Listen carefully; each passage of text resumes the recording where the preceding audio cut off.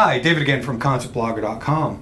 Today I have the great pleasure of being here with Bowmont in their practice space, and I'm really honored that you guys let me come in here. Thanks. Hi. Hey. So today we have Emil, who's a singer, multi-instrumentalist. We have Jeremy, producer, engineer, multi-instrumentalist, and Elias, who's also a multi-instrumentalist, guitarist, and everything. Welcome. Thanks for taking some time out of your day to talk to us. So originally, you three guys know each other through school. You all went to the Berklee College of Music together. Why don't you tell me about how you met? Yeah, we all just like randomly went to Boston from different corners of the world, or like from Europe, but from different countries, and met through different people in that whole environment, and played in different projects back then, and then kind of all moved apart after that, and rejoined here in New York when we kind of realized that we were all here. And when I first put the band together a few years ago, these guys were kind of my go-to guys already, so... There you guys, there are your contacts already here in the city, so... It was natural for us to play. Just kind of fit together. Yeah. Awesome. So how did you all start in music? I know, going to Berklee, that means you've already made a commitment in your younger years to being in music for a living and doing music for a living. How did that all come about for each of you? And, is there a lot of music in your home life? What was it like? What was it? Okay, well, I just always played a lot of music in my life since a very young age, and I just loved it a lot. I played a lot of music more by myself than with other people when I was younger, because I was a little bit shy also. But I just zoned out and like played with sounds and different kinds of compositions all the time. And then when I was maybe 15, 16 or so, I decided that I want to do that also professionally and started working towards it. Really putting your efforts to honing your skills. And Jeremy, how about you? How did it start for you? I initially wanted to be a sailor, but that's nice. That's not a bad thing.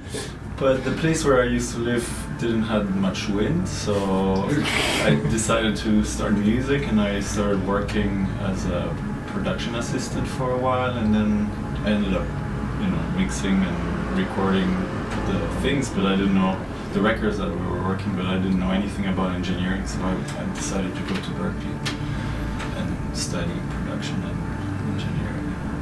Figure out how it really worked on a hands-on basis rather than, I'm going to watch someone else do it. Exactly. Yeah, I think I was self-taught for many years and just couldn't stay away from music, even if I tried. And then later on, I just also just like at some point decided that was what made sense to do, and just I was curious about the inner workings of what I was already doing, and learning about what it was that I was doing and why certain things were working. Why they worked and why something didn't work. Yeah, so I basically just had like curiosity about what I was already doing, and obviously I need to do it better.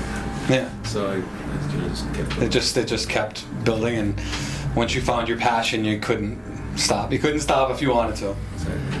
So I guess the band would really be more known as an electronic rock collective. You three guys are the main members in the heartbeat, but you have a bunch of other musicians that are in and out of the band. How does that work? We all of us have. A lot of people we work with are really great friends of ours that are mainly based here in New York, so we kind of switch it up a little bit depending on what part of our repertoire we're playing and what dates we're playing. We have kind of like a... Who's available? Yeah, we have like a rotating group of musicians that we are super comfortable with, and that all bring different things to the music, so it's yeah, it keeps it interesting also. Cool. So also I noticed, and it was funny when I was doing the introductions, and with all your press, the roles that each of you play in the band is very non-specific. Of course, you do the vocals, but you're all basically listed as multi-instrumentalists. Is that on purpose? I think it's a product of the way the music was conceived, and it's a lot of it was recorded in the studio where I played a lot of the instruments myself, and we just kind of had to adapt all the music to our live situation, and like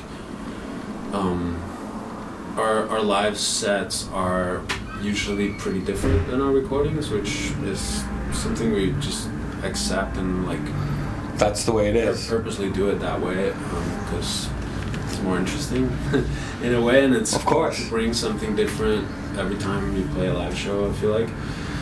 And so yeah, it kind of just requires us all to be kind of like jacks of all trade and do different things, because we evolve the way we perform the songs. Of course.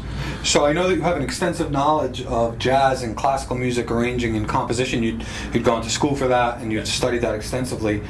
Do you find yourself purposefully inserting those elements into Bowmont songs, or is it more of it's just part of who you are? Like you just said, how live it's different than it is on the and that's a good thing. And I think that's such a jazz idea. Yeah, to a certain extent it is. I think we all have been through different genres of music. I think I don't think I'm ever consciously inserting any of that in to what I'm doing here. I like to just I think this band is all about like really being free to not fall into like big genre holes, and like kind of this whole thing is really about fusing genres and sounds into something that hopefully becomes something completely different. And so I mean I do realize that definitely, I mean, your background, you can never really escape that. You shouldn't. Of course. It does show up somehow, but it's not. It's like unconsciously, I think things show up like that. Of course. We just try to play exactly what we feel and not think about. Not put too much thought into it. It's more about not think so much about what exactly is going on, like theoretically. So the band has come along at a very interesting time for the Brooklyn indie music scene. There are so many great bands right now, and I'm sure you're friends with most of them. And as a matter of fact, we hear a bunch of them here today playing in the background, so I'm sure you get to know everybody. Is it now more of a do-it-together situation rather than a DIY type of scene? Do you find, like you're saying, that you have different other guys that are in and out of the band? Did you find that? I think both things are really going on. There are a lot of people. There are a lot of really kind of downscale groups that are playing now. There are a lot of like duos and people that rely on a lot of like electronic elements and stuff and tracks and stuff, and which is to me kind of like the DIY approach, where you just do it anyway and like keep it simple, which I think is totally fine. Our approach is more like a collective, and we all like come together and like do it together. And do it together. So yeah, that's I think our approach. But I mean, I think both are definitely strongly present right now in this scene. Cool. So your first EP dropped in 2013, titled Euphorian Age. It includes the song Rough Me Up, which made quite a splash, and you followed that up with this year's Hovering EP. Do you have a certain release schedule in mind going forward, or are you constantly working on the next release? Is it something that is just a natural, we're working on songs, and if it fits into the next release, then? That's a good question. I mean, we started off doing EPs just because they had kind of a vibe of the music, so whatever Emil was working on kind of fit together. So we decided, okay, let's do an EP. And then we moved on and did the second EP because they kind of have a familiar sound together. It's kind of a, move forward. These two songs seem somehow to fit together. Yeah, so it's kind of an evolution, and we decided to do it by EPs just because it's easier to condense. To group a few songs, exactly, rather than 10 or 12 songs that you have to find similarities with, and it's almost like you're trying to push it. But we're definitely working on a larger scale now, and we're trying to put together an LP. Okay. This time around, we're in full swing working on our next release, but we're taking a bit of a longer approach this time, and we're kind of working on a bigger work this time. A bigger story. Bigger story, yeah, and more rounded, full thing. And so we're planning to take a little longer to work on it. And we're just writing a lot of new material at the moment, just churning it out, and then we'll see what ends up on the final thing. And what comes out in the wash. Yeah. So, speaking of all this, and you guys are honing your skills so much, you have a few local dates coming up here. You've got something this weekend, and you've also got a really big show over at the Knitting Factory on September 6th. Are you excited to be playing such a historic venue? Definitely, yeah. It's going to be really fun to play. We're always excited to play shows, and when it's in a great venue, it's just so much more fun. So, we're definitely excited for that. And you get the local scene, so everyone's going to be there, I'm sure, and we really look forward to getting out there September 6th. As the complete musical beings that you are, not only do you play shows as a band, but you also do DJ sets. Is that true? That is true. Awesome. What kind of music do you prefer as a DJ? And does the Bowmont sound have an effect on what you spin, or how does that work? Yeah, I think the two things kind of influence each other, because everything that we do, of course, influences us, and the things that we're into, and the things that we let kind of influence what we do. I think that the things we DJ are definitely different than the things we play, but they are somehow related. What we DJ is much more straight electronic, basically house and minimal techno, and you all DJ together? You all kind of work off? How does that work? Yeah, we do it differently.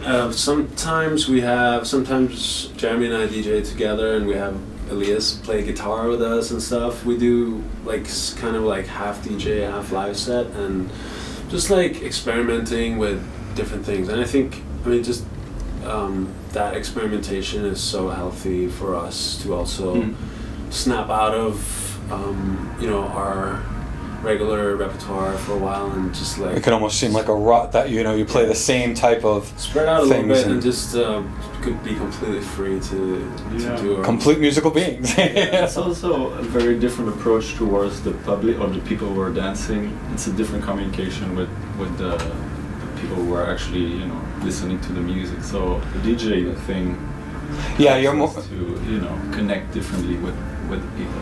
Yeah, whereas if you're in a band, it seems like you're in a conversation with the other guys in the band, rather than as a DJ, you're in a conversation with the people that are on the floor, the people who are listening, and that's so true. I didn't even think of it that way.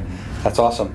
So I have one last question that I asked all my interviewees that is just become a tradition with me, I guess.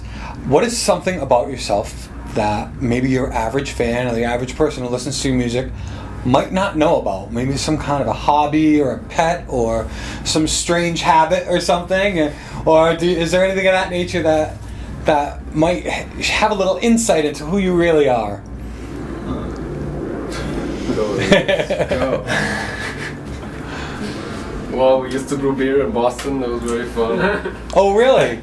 Oh, cool. Since we're all Europeans from Northern European countries, so all are beer aficionados, and we used to brew beer, actually, which was a lot of fun. Yeah. So you're in college, you're supposed to be studying, and you're brewing beer. That's kind of how it happens. But it's a study on composition also. Exactly. It's just all how you put it. That's great. That's awesome. Well, let's hope that you don't have to brew any more beer in any more bathtubs in the near future here, and that you know, we can get some real brewing equipment for you in the very near future. Well, thank you so much for your time.